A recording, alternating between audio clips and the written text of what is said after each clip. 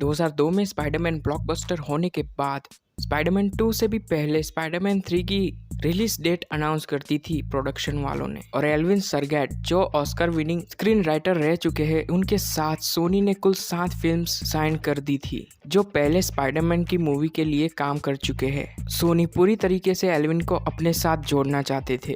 और क्या आपको पता है Spiderman 3 one of the expensive high budget Spiderman film थी। रियली अब भी यकीन नहीं होता है कि होमकमिंग भी स्पाइडरमैन 3 से कम बजट की थी। एंड ऐसे ही amazing facts, movie details, behind the scenes and before after shots इस वीडियो में पता चलेंगे। तो टाइम वेस्ट ना करते हुए आज की वीडियो शुरू करते हैं।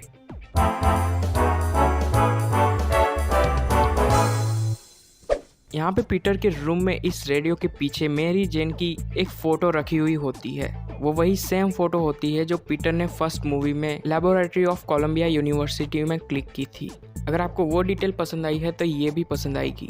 फिल्म के एंड में हैरी के फ्यूनरल में आप यहाँ फ्लैश को भी देख सकते हो जो कि फर्स्ट मूवी में मैरी जेन का एक्स बॉयफ्रेंड भी रह चुका है और जिससे पीटर की लड़ाई भी हुई थी।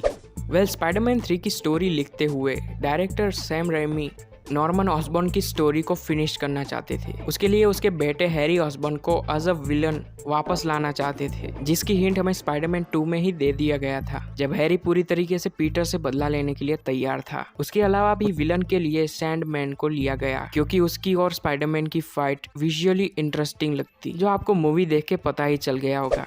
स्पाइडरमैन 3 में वेनम की डेथ बहुत ब्रूटल होने वाली थी, जहां इस वाले सीन में पीटर इस नोकीले वेपन्स को लिटरली वेनम के चेस्ट में घुसा देता है।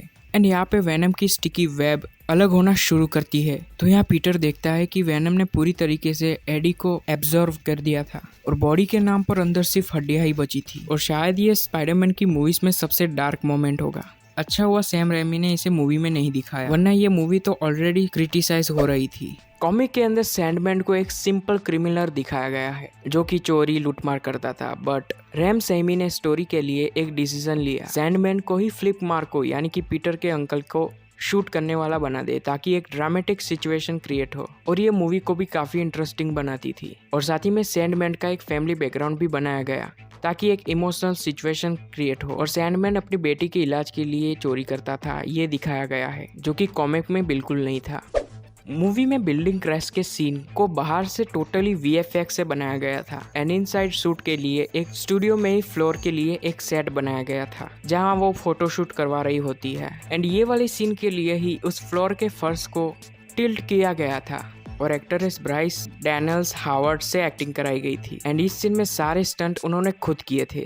एंड यहाँ ये भी बता देता हूँ कि ये एक्ट्रेस उस टाइम प्रेग्नेंट थी पर उनको अभी तक पता नहीं चला था।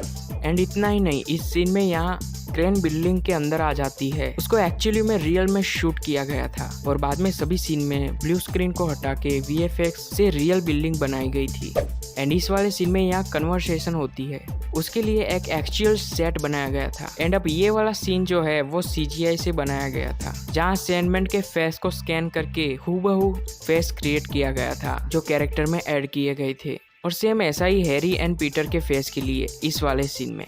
क्लाइमेक्स में ये वाले सीन के लिए एक एक्चुअल अंडर कंस्ट्रक्शन सेट बनाया गया था और बाद में शूट किया गया था। एंड वेनम का इस वाले सीन का शूट रियल है, जिसे एक्चुअली में एक्टर टूफर ग्रेस ने पहना था और ये कॉस्ट्यूम पहनने में ही उनको घंटों लग जाते थे और इसी वजह से वो बाथरूम भी नहीं जा पाते थे। एंड साथ ही में ये काफी इरिटेटिंग सूट था जो पहनने में उनको पसंद नहीं था। एंड सूट की बनावट थोड़ी लिक्विड एंड चिपचिपी लगे, इसलिए उनके पूरे सूट पर एक खास प्रकार का पदार्थ लगाया जाता था जिससे सूट देखने में थोड़ा सा लिक्विड एंड स्टिकी जैसा दिखे। एंड इस वाले सीन में उनके फेस के ऊपर आधी स्टिकी वेब दिखाई जाती है, उसे एक्चुअली में प्रोस्थेटिक मेकअप से बनाया गया था।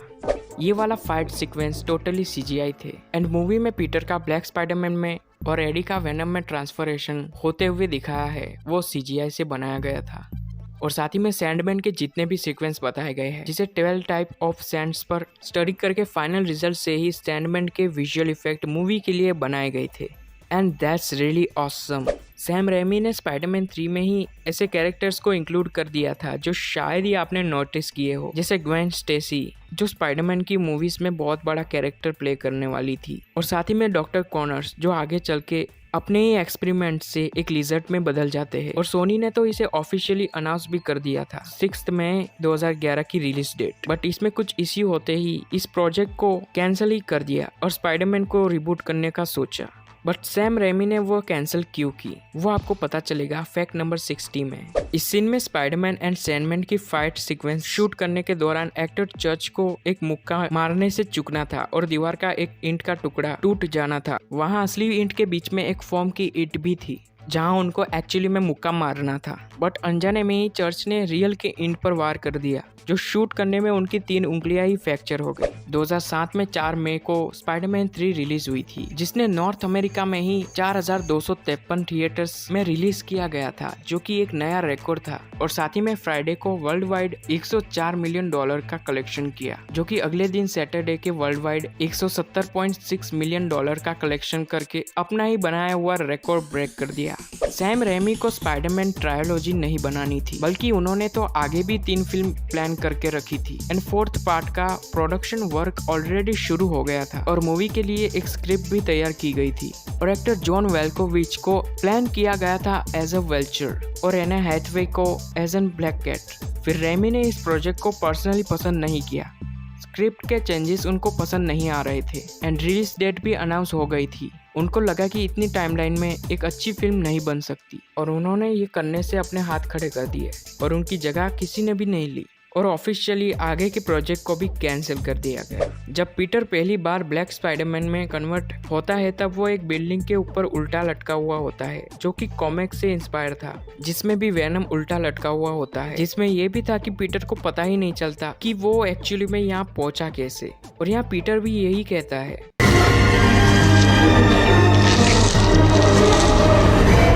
कहाँ हूँ मैं।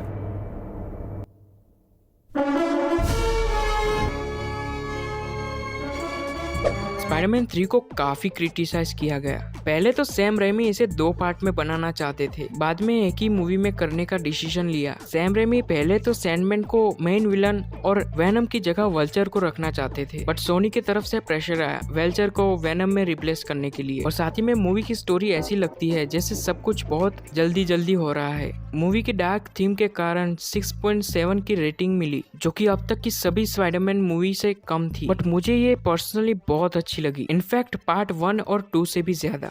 इस वाले सीन में वेनम स्पाइडरमैन के लिए एक मैसेज छोड़ता है, Spiderman stop us if you can, जो कि सेम फॉन्ट होता है स्पाइडरमैन द एनिमेटेड सीरीज का।